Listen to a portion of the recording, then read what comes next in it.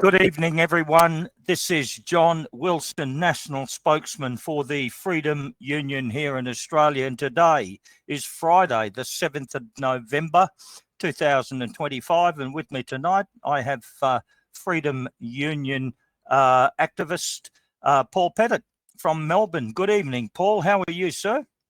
All good, John. Yeah, just plodding along, mate. How's Melbourne going, mate? Isn't anything interesting happening down there? There's a bit of fighting over this protest movement, I hear. Yeah, it's all gone a bit pear-shaped for everyone.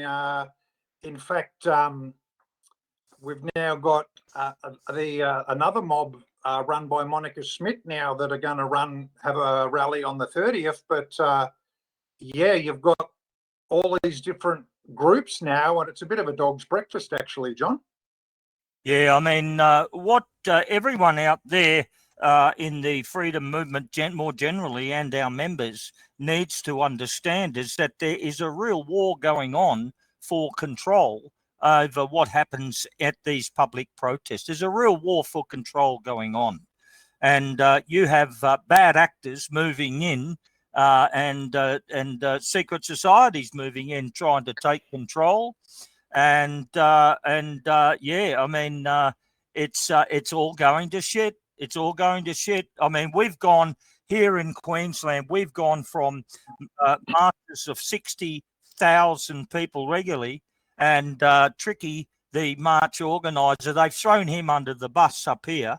But he's taken it down to about 4,000 people. And at the last march that he chaired, half of them, 2,000, packed up and left the march altogether. They just got disgusted with him. So these public protests, mate, are just, they're just turned to shit.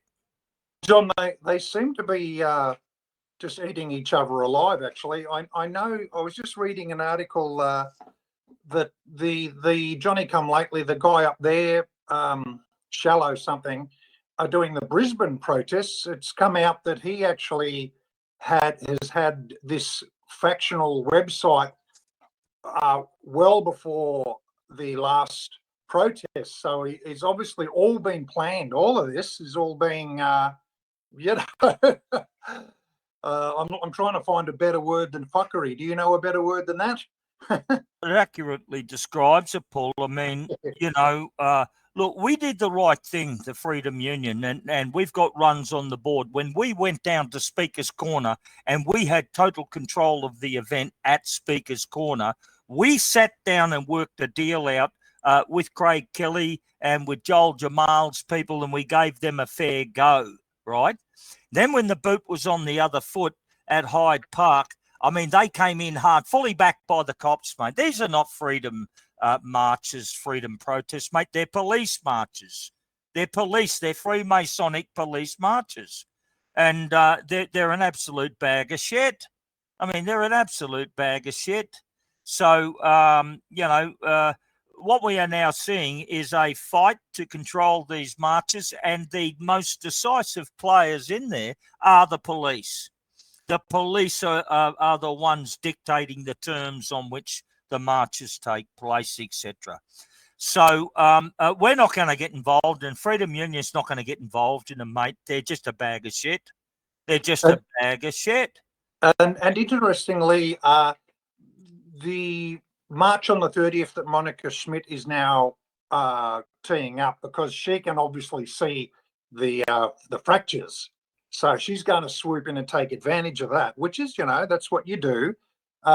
It'll be very interesting to see if the police support her like they did the last blue flag waving marches, or if they go against Monica. They've already said, no, she can't have a stage, which I don't understand that really, because, like I say, during the lockdowns, we didn't ask for permission. We didn't beg for permission. We just went in freaking head first, so I don't know. Yeah, I mean, the police are very accommodating to their friends. People, at Hyde Park they closed the lane down for them. They absolutely give them the right royal protection. It was a police a police Freemasonic march. That's what it 100%, was. 100% it was. Yeah. We got locked out. We got absolutely barreled with over 1,000 cops, and you in particular, really got roughed up there trying to look after the union's gear. And, you got roughed up, and it was a hell of a bloody experience going down there. You were down at the park at all hours of the night. I got down there at bloody midnight and then back again at 5 o'clock in the morning. This is serious business, Paul. I got to admit, it was pretty weird sitting in the park overnight with like 10 or 15 coppers all staring at me. That was pretty weird, I got to admit. Only a couple of them came up and spoke to me, but they were actually very curious. So I educated them. I let them know what the Freedom Union was about and what we're about and all that. And they actually listened. And I let them know about, I asked them if they actually had their children injected, and that was a bit touchy. They didn't. They sort of ran for the hills after I asked them that. But I thought, well, if I'm going to educate you, you can educate me. But they listened, and it was a weird experience, I got to say. Yeah, I mean, look, there's no doubt the senior police know there's a big blowback coming because of their role and what they've done in New South Wales and Sydney during the lockdowns and the mass vaccinations. New South Wales police are losing all their older, experienced coppers. They're bailing out. And on the recruitment end, mate, they're having to recruit lower and lower standards, Oh, yeah. They're in a lot of... Oh, they're in a lot of trouble. You should see the coppers down here in Melbourne, mate. Yeah. Like, they're straight off the Xbox and thrown into a bloody uniform and given a Glock. And we're talking little men with and little girls, and it's actually pretty dangerous, I feel very dangerous. Yeah. So look, Paul, tonight, Paul, I want to. A recent mass email was sent out by myself, a broadcast email, and there was an attachment to that email, and it was correspondence from Birchgrove Legal. Okay, and it's written to the union, and it's legal advice as it relates to the application for a judicial review for the Australian taxation being used for war crimes. So that's the context to it. And by a little bit of background, ladies and gentlemen, Birchgrove Legal were the law firm that lodged the original war crimes against the belligerent occupation and their key players, Dutton, Penny Wong and Anthony Albanese and so on in March of last year. When it came to enforcement of the Rome Statute, I thought that the union had an obligation to at least go to Birchgrove to try and get some sort of guidance on, this Rome Statute and how it applied in Australia and whether or not we could get it enforced. Now, I felt obligated I had to at least take it that far.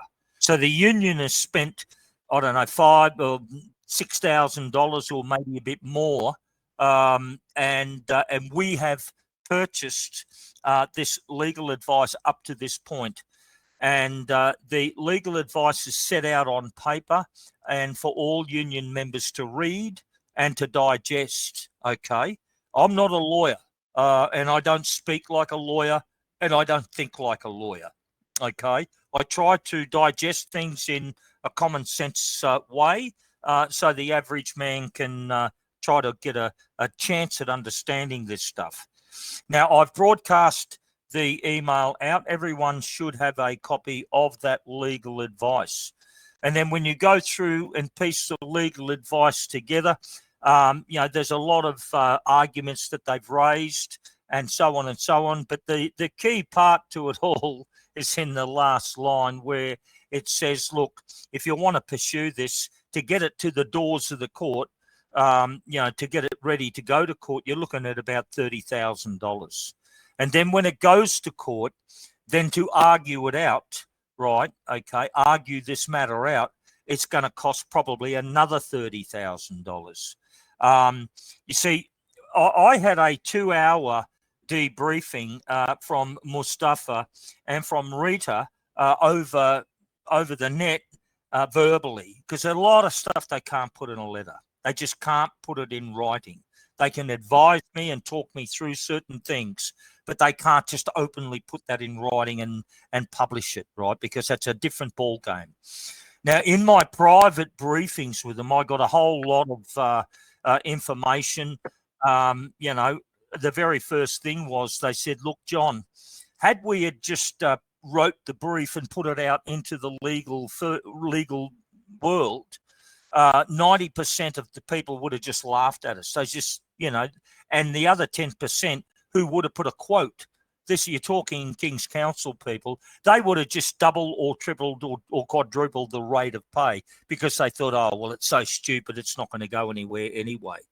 So they had to be very careful in terms of crafting the brief and who they went and spoke to get a real King's Council opinion. They've got a guy here in Australia, an old guy who's done nothing but taxation all his life, and he's considered one of the best in the country.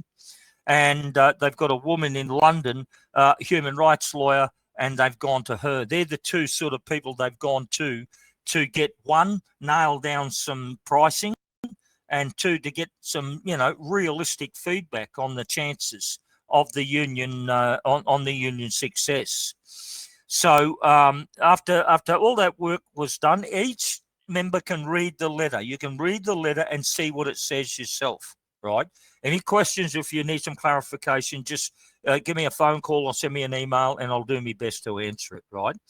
But I'm not here to talk like a lawyer. I'm here to talk common sense, okay? If we want to pursue this, we got to cough up $30,000 up front, and then if we want to run it to court, this is not something they put in writing, but something they verbally advised me of. We're probably looking at another $30,000, so it's $60,000 to run this through the court system, okay, for a judicial review. 60 grand. Now, the union doesn't have it. The union does not have that sort of spare cash in its fighting fund to pay these sorts of bills. We just don't have it. Okay. So, that's where the union sits. I've invested and spent a reasonable amount of funds trying to drum up new members. You'll see over the last few months, the Freedom Union has gone hard trying to promote itself. It has partnered and worked in with Freedom Union members like Aussie Cossack and others to get new members, to get more members. Now, we have not been successful in that, Paul. We have not. We've only got minor new membership, not enough to cover the outlay that we've used to promote the union. We've got great brand recognition. People know who we are and so on. Great brand recognition, but that hasn't been converted into union membership, okay, funds. And that means trying to fund a significant court application of $50,000 to $60,000. It's not easy. It's not easy. So I say to everyone out there, I think the legal advice that we've received is reasonably good. I think it's soundly based. I think we have a chance at a victory with this. I know, again, this is something ex-Senator Len Harris and I discussed. He said, John, even if you've got to lay down Misere win, he said, these judges are so corrupt, they'll get a decision, they just won't release it. They'll sit on it for 2 years. You know what I mean? They won't release it, and you've got to force them to. So, and he said, this is the stuff that you're going to be up against inside the judicial system, So, Paul, we don't have a loose 60,000 to pursue it. I'm not saying we can't raise that money if we sort of put our heads to it. I've got something that I want to talk through a bit later, but we just don't have that money.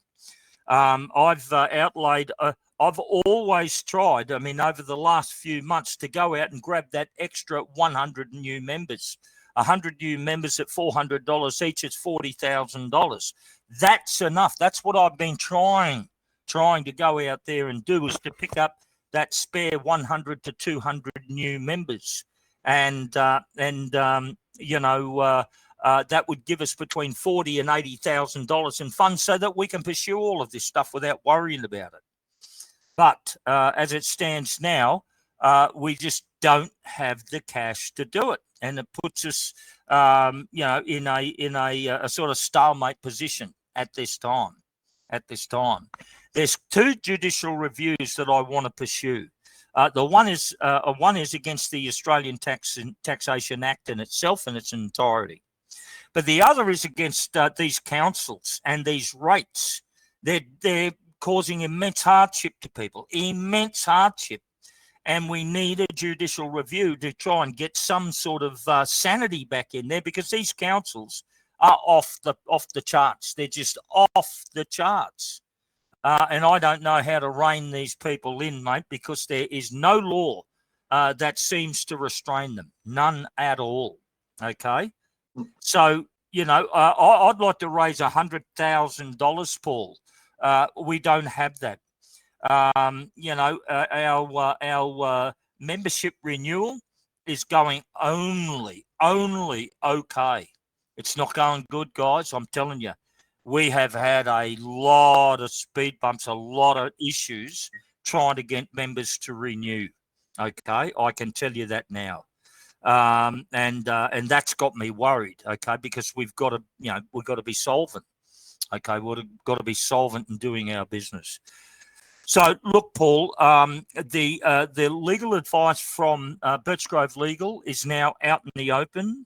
Each individual member should have copies of that as per the email broadcast. I've published it on our social media, on our Telegram channel, and people have also got access to it there. I want, if people can respond to this interview, Paul, send me an email, ring me up, give me some information.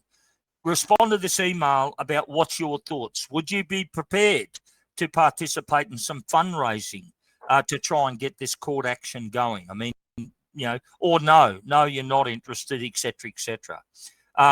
Please give me some feedback off this interview when we get this and make this out. Send an email through, communicate with us. I need that sort of feedback so that I can keep guiding the union in the direction that the members wish me to, Paul. So that's it for now on the. What other questions do you have with Birchgrove, mate? Well, I wonder if Birchgrove could just drop the fees or whatever. I mean, this could be put them on the global map. This is groundbreaking. Imagine if your legal firm was responsible for taking on the ATO and defeating them. I mean, that would be a great gamble. That's what, if I ran that, I would do that. I'd say, yeah, I'll have a go, pro bono or whatever. But anyway, it's just a sort of a thought. I know they can't really do that, but it's just a thought. Oh, look, it's possible. It's possible, Paul. But the problem is this firm is not the least bit red-pilled. Not the least bit red-pilled, mate, at all. Okay. At all. They are still are members of the Bar Association who sworn oaths to the Bar Association, so on and so on. Okay. They are still inside of the matrix, okay? And that's the difficulty. So when I try to explain to them, some of the real big picture items that are going on behind the scenes, it's just straight over their head. We're used to that book, aren't we, John? All of us. I mean, every union member out there will know this feeling, where we know we are the source of the news now, not corporate news, none of them. We know more about what's going on here and what's going on behind the scenes than some of the big wig government officials do, right? And it's very frustrating to keep being treated like a retard when in fact you're probably the smartest guy in the room, But that's the way it is. That's the way it is. I'm trying to work with Birchgrove Legal. They are a good team of people. They're genuinely, out of all lawyers that I've ever worked with, I've worked with a lot of them over the years. They're very, very decent sort of people, and they do have a genuine interest in Palestine and war crimes and so on and so on. But ultimately, all these law firms are motivated by money. That's just the way it is, okay? And they did put Albo's head on the chopping block, didn't they? They put him into the ICC, haven't they? Oh, yeah. So, And a lot of other stuff, Paul. I mean, we've got big superannuation funds who do investments and all this sort of stuff. And they can all get caught out on these war crimes if they're not careful. This has got a big reach. These war crimes have got a big, big reach, Paul. So Paul, Birchgrove Legal, there's a real chance there. There's a real chance we may win this. They're not saying a lay down misère, but they're saying there is a pathway through the legal minefield that's out there. There is a pathway through. With the right team of people, you've got a chance at getting through. Not a lay down misère. It's going to cost $30,000 to get it to the doors of the court, and probably another $30,000 to get it heard. Okay, and that's not exorbitant day fees. Birchgrove Legal went out and secured these King's Counsel services for a very reasonable daily fee. Okay, to get it, to make it workable for us. Paul, I don't know what else to say at this stage. I need the feedback from the members as to how they want me to handle it. I'll do my best to negotiate, as I always do, with Birchgrove and try and get the price down a bit and stuff like that. But at this stage, we just don't have that money in the bank. We don't. And and it doesn't look like we're going to get it. Okay, I can't see any big lumps of new members coming at us. And our renewal, man, oh man, we've had some problems trying to get this renewal done. We can't do the renewals manually, right? We got to set them up so that it's automated, okay? And you can do that if the membership allow us to make deductions, right? And authorize it, make deductions from their account, and then it automates it. And it makes it a lot easier for us.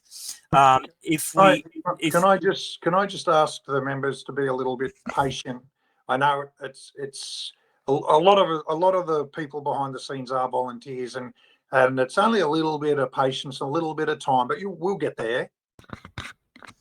Yes. Look, the problem we have is that people are not renewing. They're not renewing. They don't want to make it automated. And okay, that's fine. But then they don't pay anything and they don't renew. And so, I've said when I was interviewed on the Green Room with Rick Bosey a couple of years ago now, I said, we need 1,000 members, mate. We need 1,000 members to make this viable. If you don't have 1,000 members, then it's not viable. It's not viable. Now, we don't have 1,000 members now. I'm telling you now. And this renewal has made our position significantly worse because the renewals have not come through as I expected, as I was hoping. There's been all sorts. I mean, I know people are tight. This is not for one reason. There's a whole multitude of reasons in there. So some people are just shying away. Many people don't have the money. I've done everything I can to try and help people on that front. We've had some members which have gifted us some money. I've applied that gift money against renewal fees of hardship, people who are going through hardship to get their membership paid and have that gift money allocated against their account. I've got monthly payments set up for people and so on and so on. I've done everything I can. Either the membership want this union to succeed or they don't. That's it. That's what it comes down to. And we are now borderline now with our renewals where, if something goes wrong, it doesn't have to be that big. It could really put this union in jeopardy. So for everyone out there, renew. If you're having any problems at all, any hardships, contact us and we'll help. We'll do what we can. We don't want to lose you. So we're working hard on that front, Paul. We've got big outlays with legal costs that, people are sort of saying, why can't we pursue them legally? 50, 60 grand, outlay. And that's only one court case, is two, remember. It's probably $100,000. And then we've got that. And then on the other side of the coin, we're not recruiting new members, very, very few. And then to really, really fuck us up and to hurt us, we got a whole bunch of people out there which aren't renewing their union membership. So it's tough. People, Paul, let me just give you this comparison so that people understand out there. The National Strike Australia was all free. No one had to pay a cent. I paid for that. It cost me significant amount of money to set it all up. There were some other activists who threw in some contributions to help, and I thanked them for it. Okay, I'm not going to mention any names. These people know who they are, and I'm deeply indebted for their generosity. But largely, it was me who picked up the cost of all of it, right? All of it.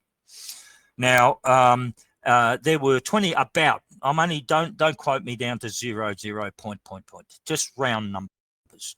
There was about 22,000 signatories who signed for the petition for the national strike, and there were quite a few thousand, right, who participated in that strike. Okay, I'm talking maybe 8 or 10,000, right? Now, out of that 22,000. Out of those people, because I'm able to cross match, who joined the union, there was about 200.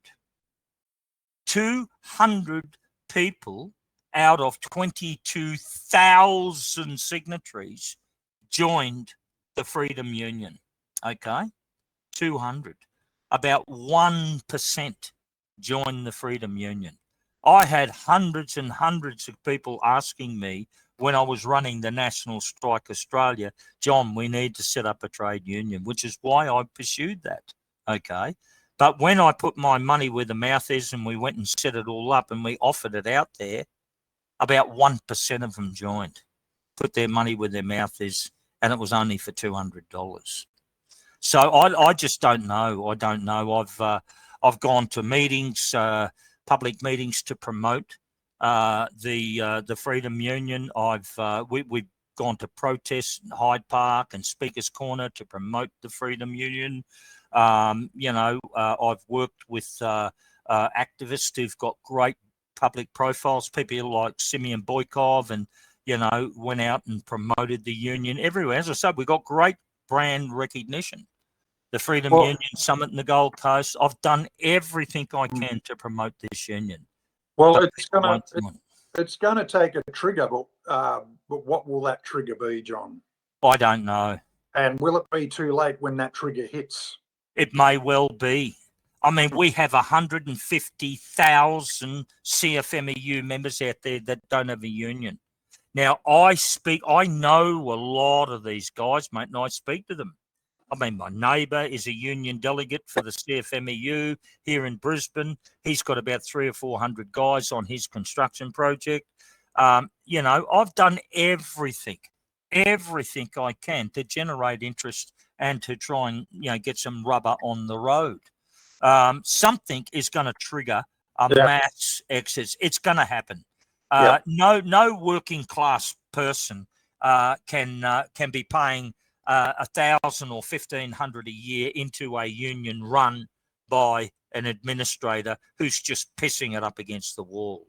No one's going to keep doing that. They got nowhere to go. We are offering solutions, but will they join? No. The big stumbling block is these enterprise agreements. The guys, it's an unfounded concern on their behalf. They think that if they leave the CFMEU, i.e. leave the administrator, then their working conditions are at risk at their enterprise agreement. And that's just not true. It's not true. So, it's unfounded concerns that they have. I know how to work my way through these concerns, but at this stage, mate, they are not.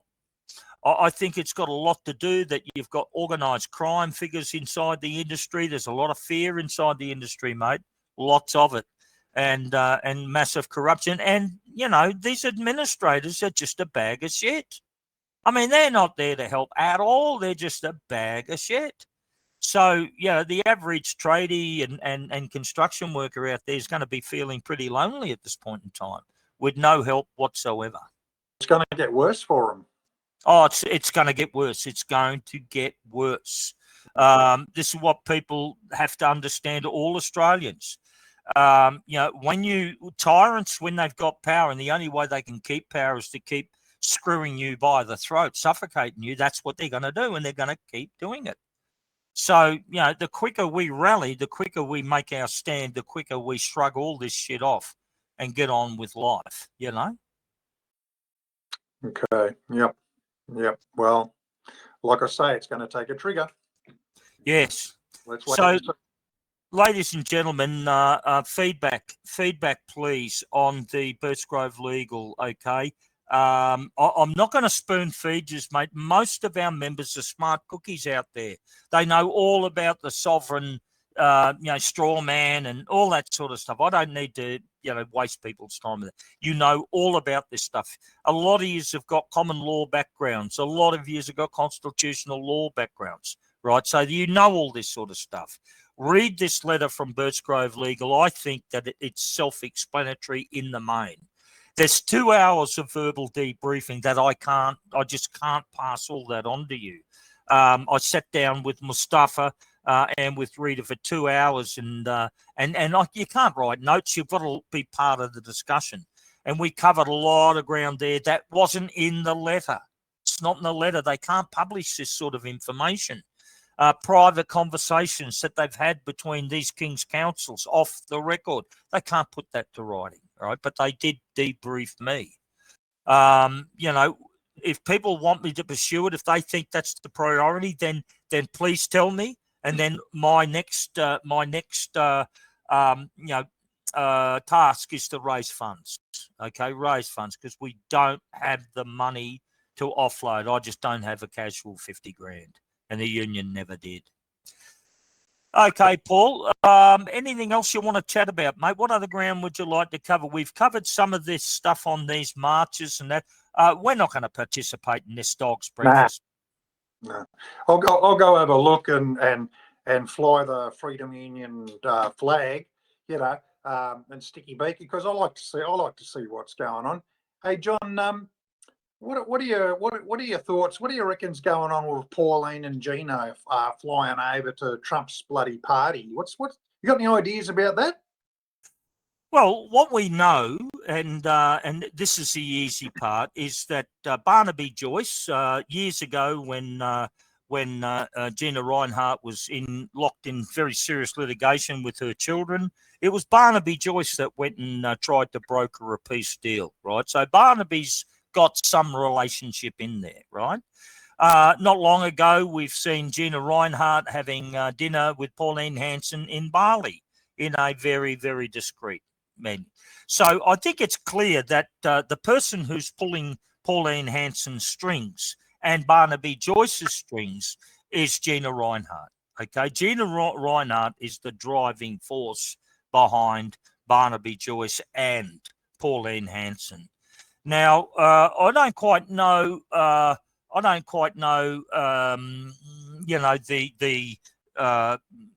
deal about Barnaby taking over One Nation. One Nation has changed its name. They dropped the Pauline Hanson. It's just now One Nation. And so Pauline looks like she's going to retire from politics. Now, she's going to be looked after fabulously. I mean, she's not going to pull the pin and walk away from this unless she is seriously induced to do so, right? And to walk away. So she's going to really, really get a fabulous payola out of all this. I don't know what it is, but I can bet you my bottom dollar that Gina's going to look after Pauline. And then in come Sorry, Pauline. Yeah, she's going to look after Pauline. Yeah. And Or maybe Trump will do a deal and we might see Pauline being the president of Australia. No, I don't think so. I don't think so. Yeah. Look, Trump's record is that he generally brings people up, gives them a big microphone, puts them under the spotlight and everything else, and lets them destroy themselves. True. That's his record. Yep. That's his record. Now, is he doing that to Pauline Hanson? Bringing her up front, giving her a big microphone, putting her up there. He takes 3 steps back and then a piano lands on top of him. I've seen him do that with all them generals. Yep. I've seen him do it with Fauci, Dr. Birx, and all the rest of them. He lets them destroy themselves. Now, is Pauline going down that pathway? I don't know. Yeah. I don't think Pauline's terribly smart. And I think Pauline's role she's part, I think One Nation, if anyone researches the Praetorian Guard in Rome, I think that's what One Nation are.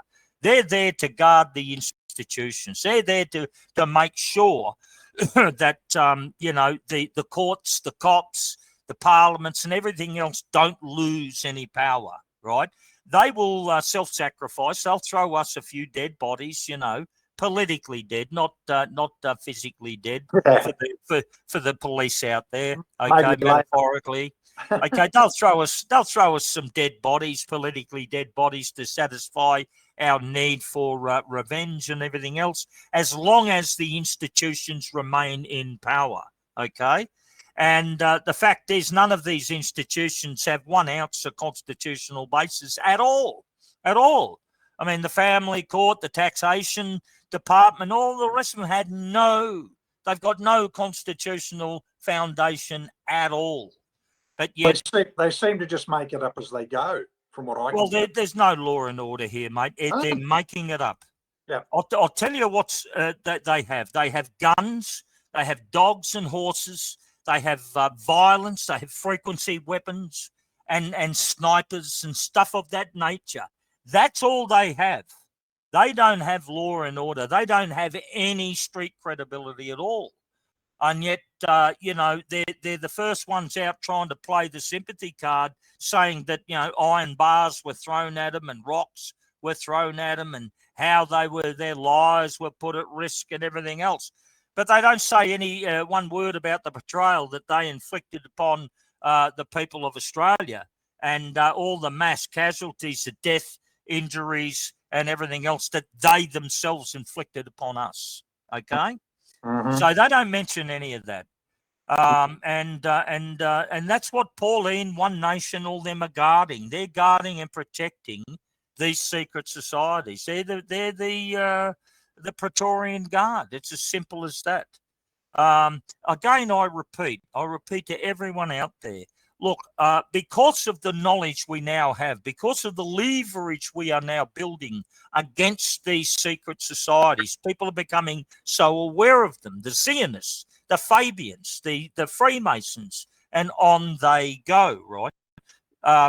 They are trying to give ground. They're trying to give ground. They're trying to offer up ground so that we don't annihilate them. They're trying to say, there's good jobs, good money, good this, good that. They're trying to offer some of their Babylonian poison, and hoping that people are still hungry enough to eat the shit.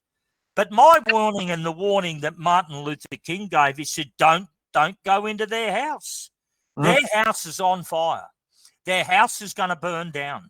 And they're saying, come and sit with us at our big dinner table. Feast with us. There's plenty of food, plenty of money, plenty of everything. Come and sit down with us.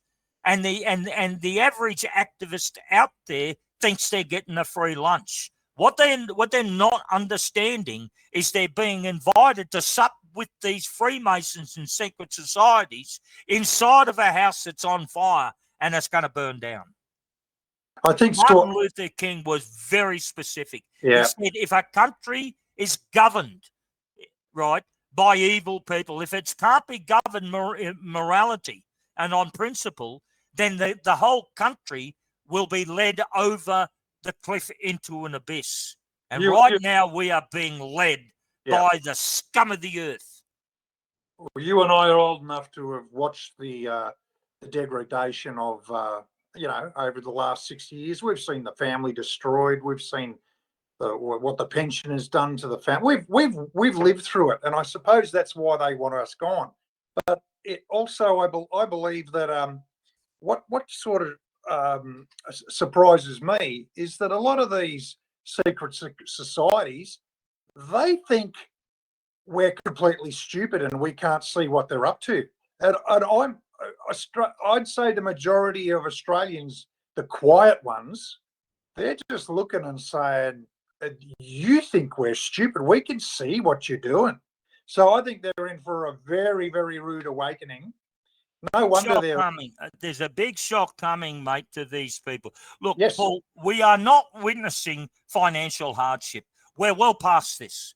We are well past witnessing financial hardship. We are now witnessing complete social decay.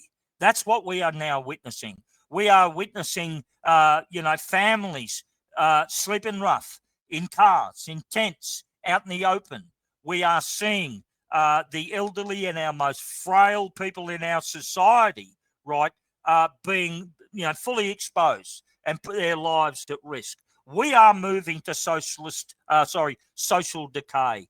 We are now developing into a dog-eat-dog country, something this country has never been into. Never. We are now a dog-eat-dog country where the weakest are thrown under the bus. And the weakest we have in our country are our babies and our children. And right now, mate, they're harvesting them. They're fucking harvesting and murdering these kids.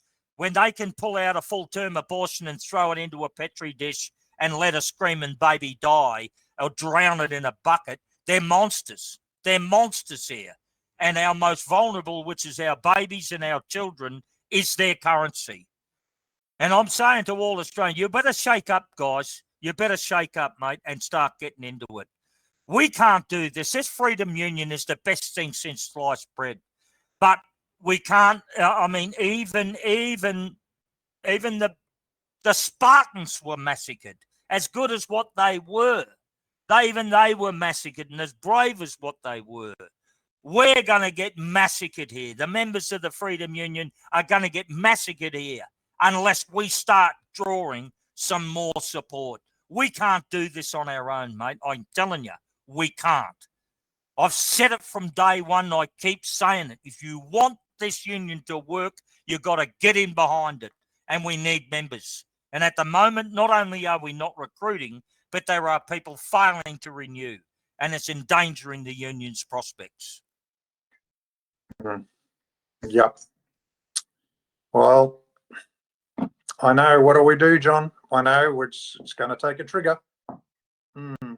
Get a trigger, Paul. We will get 10 to 20,000 new members within 30 days. Yep. I know that.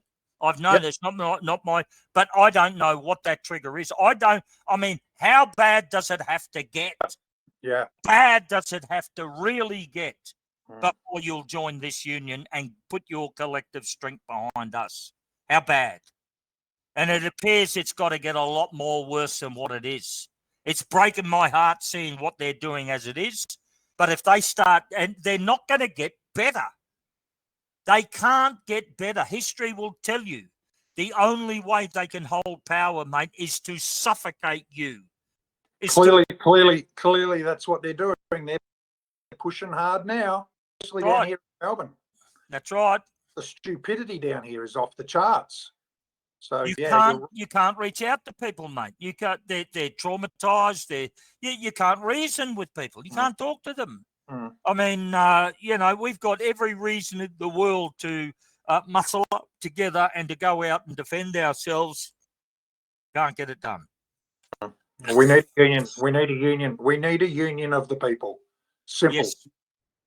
Well, if we go, then all you're going to be left with is Monica Schmidt and all the rest of these retards, mate, who have all running agendas. They're all running agendas. None of us. I'm not a member of any political party and never will be ever again. I have been in the past, never again. We are connected. Paul's not connected to any group anyone. Neither am I. Neither are any one of the team. We're No. never going to stand for Parliament, any time. We Been are there. we are fully concentrating on this union and to make it a success. We can't do it unless the members out there get behind us. We just can't do it. Yep. Paul, we're going to leave it there, Paul. Yep. We've given it a good 45 minutes. I want to thank you for making yourself available on this Friday night, Paul. We're going to be a regular. We're going to cover a lot more ground before Christmas comes up. We got 6 weeks until Christmas, and we'll cover a bit more ground. I'll see you next Friday night, eh? Yeah, yes, John. Yeah, for sure, mate. We'll just keep our finger on the pulse and try and inform people as things come up. Yeah. Yep. Look, Paul, you just keep doing what you're doing, mate. You're a great ambassador for the Freedom Union, and you represent this union in a very professional way, and we all appreciate it, and I'll keep doing the same. We get out of bed every day and just put our feet forward, doing the best we can for our country, okay? We're swimming with sharks. We got a lot of freeloaders, a lot of fakers, and a lot of pissants out there, right? We see them. We see them, John. We see them, mate. Yeah. Oh, they don't get past me. No, that's to our advantage. How are they going to get past an old commo? I eat them alive, mate. I eat these idiots alive, mate. I know. I've seen you do it, John. Yeah. Okay, brother. Listen, thank you, Paul. Been great. Next Friday night, we'll catch you again. And ladies and gentlemen, join the Freedom Union. If you've got your renewal coming up, please renew. We need your bucks. Okay. Thanks, ladies and gentlemen. Talk again next Friday.